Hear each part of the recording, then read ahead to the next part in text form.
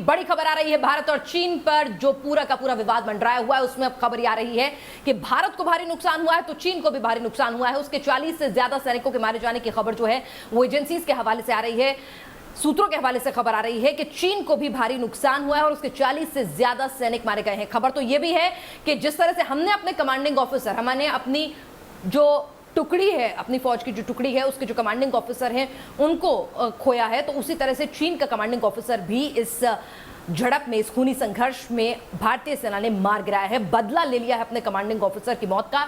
लेकिन सवाल इस सब के बीच यही है कि जो बातचीत हो रही थी हॉटलाइन पर तमाम चैनल से, वो अभी तक किसी भी नतीजे पर नहीं पहुंची है। इस बीच खबरें आ रही हैं कि सेना को फ्री हैंड दे दिया गया है। सूत्रों के हवाले से खबरें आ रही है कि सरकार ने सेना को फ्री हैंड दिया है और साथ ही साथ डिप्लोमेटिक चैनल्स पर जो है बातचीत लगातार जारी है। जैसा कि हमने आपको खबर शुरुआत में ही दी है, एक बार फिर से उस खबर को दे दें। 40 से ज्यादा जवान चीन के मारे गए हैं, 43 बताया जा रहा था आंकड़ा, हो सकता है कई घायल भी हों। और जिस तरह से ग्लावन घाटी है, आपको बता दें, वहां पर नदी जो बहती है तो बहुत संकरा, बहुत छोटा सा पगडंडी नुमा रास्ता होता है। अगर वहां पे किसी की झड़प होती है तो हो सकता है कुछ जवान जो है वो नदी में बिगड़ जाए, और दोनों तरफ से हुआ होगा ये। और इसीलिए कई जवान जो है वो मिसिंग इन एक्शन बताए जा रहे हैं, यानी कि अभी तक उनको कुछ ट्रैक डाउन नहीं किया गया है कि आखिर वो है कहाँ। भारत की तरफ से अभी आधिकारिक बयान आ गया है सेना का, लेकिन चीन की नापाक हरकतें हम जानते हैं, चीन की चालबाजियां जानते हैं। चीन जो है किस तरह का मुल्क है, उसने एक बारगी भी ऑफिशियल स्टेटमेंट अभी तक जारी नहीं किया है। हालांकि अपने माउथपीस ग्लोबल टाइम्स के जरिए प्रोपेगेंडा जरूर छेड़ा हुआ है। अभी तक कुछ भी अपने जो सैनिक हैं मारे गए हैं इस खूनी संघर्ष में, उसके बारे में कोई अपडेट नहीं दिया है। हालांकि कई एजेंसीज जो हैं, कई खुफिया रिपोर्ट्स जो हैं वो इस ओर इशारा कर रही हैं। अमेरिका की तरफ से भी कुछ एजेंसीज ने यही इनपुट दिया है कि भारत की जो जवाबी कार्रवाई थी उसमें एक कमांडिंग ऑफिसर चीन का मारा गया है और साथ ही साथ 40 से ज्यादा चीनी सैनिकों के मारे जाने की खबर है। पूरा देश इस वक्त गुस्से में है। कोई कह रहा है कि बॉयकॉट चीन, तो कोई कह रहा है कि अब बहुत हुआ, बर्दाश्त नहीं होगा। ये बार बार पीठ में छुरा घोंपने वाली हरकत, और हम इसका बदला लेके रहेंगे। चीन की विस्तारवादी नीति का मुंह तोड़ जवाब दो। कोई चीनी सामानों का बहिष्कार कर रहा है तो कोई चीन से तमाम व्यापारिक संबंध तोड़ने की बात कह रहा है। कोई चाहता है कि 20 भारतीय जवानों की शहादत जो है वो बेजा ना जाए, और इस हरकत का बदला भारतीय सेना जरूर ले। ये न्यू इंडिया है, मोदी सरकार के नेतृत्व में सेना को फ्री हैंड मिले और हम इस शहादत का बदला लें। और चीन को जिस तरह से 1987 में सबक सिखाया था कि अपनी विस्तारवादी नीति जो है बस करो, 67 में 87 में जिस तरह से सबक सिखाया गया था, एक बार फिर वक्त आ गया है कि चीन को चाहे कंट्रोल्ड एरिया में ही सही, एक पर्टिकुलर रीजन में ही सही, उसको एक पूरा का पूरा मिशन चलाकर उसको बताया जाए कि हमारी जमीन पर आंखें न दिखाए।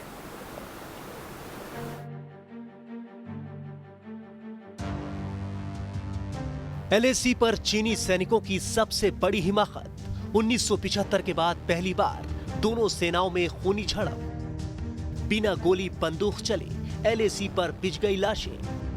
45 साल बाद चीन ने एक बार फिर भारत की पीठ में खंजर घोंपा है। एक बार फिर दोस्त बनकर बात करने के बहाने पड़ोसी मुल्क ने हिंदुस्तान को धोखा दिया है, और इस धोखे की गवाह बनी लद्दाख की गलवान घाटी, जहां चीनी सैनिकों ने भारतीय जवानों पर लाठी डंडों और ईंट पत्थरों से अचानक हमला कर दिया।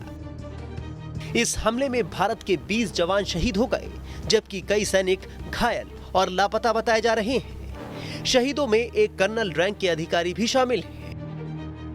हालांकि चीन की दगाबाजी का हिंदुस्तानी वीरों ने भी करारा पलटवार किया और चीन के सैनिकों को मार भगाया।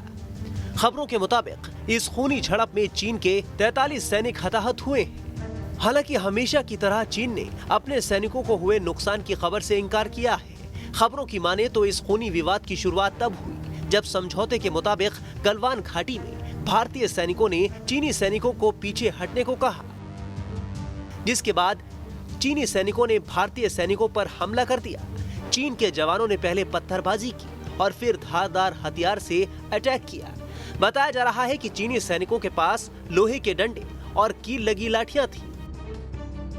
ये हैरान करने वाला वाकया 15-16 जून की दरमियानी रात को उसी गलवान घाटी में हुआ, जहां दोनों देशों के बीच 1962 की जंग हुई थी। रात की खूनी झड़प के बाद अगले दोपहर भारतीय विदेश मंत्रालय ने बड़ा बयान जारी करते हुए कहा कि गलवान में हुए संघर्ष में दोनों देशों को नुकसान पहुंचा है। चीन के सैनिक भारतीय सीमा में घुस गए थे। एलएसी पर स्थिति बदलने की कोशिश की गई, लेकिन भारत की संप्रभुता से कोई खिलवाड़ बर्दाश्त नहीं किया जाएगा।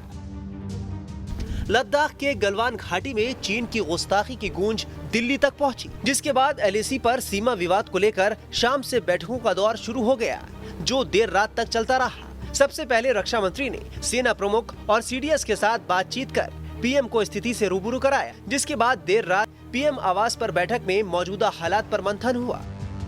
बहुत ही दुखद घटना है ये कि गलवान वैली के अंदर कुछ हमारे जवान जो और एक कमांडिंग ऑफिसर 16 बिहार के वो शहीद हुए हैं। ये इंसिडेंट तब हुआ है कि जब लेफ्टिनेंट जनरल टॉक्स हो गए हैं और उसके अंदर डिसाइड किया था कि जो चाइनीज आर्मी है वो वापस 4 किलोमीटर जाएंगे जहां से वो अपने लाइन ऑफ एक्चुअल कंट्रोल है और उसके ऊपर, और जब ये सुपरवाइज कर रहे थे उस विड्रॉल को, चाइनीज जो लोग हैं वो एक दिखावा करके उन्होंने इसके ऊपर धावा बोल दिया, इनको अटैक किया।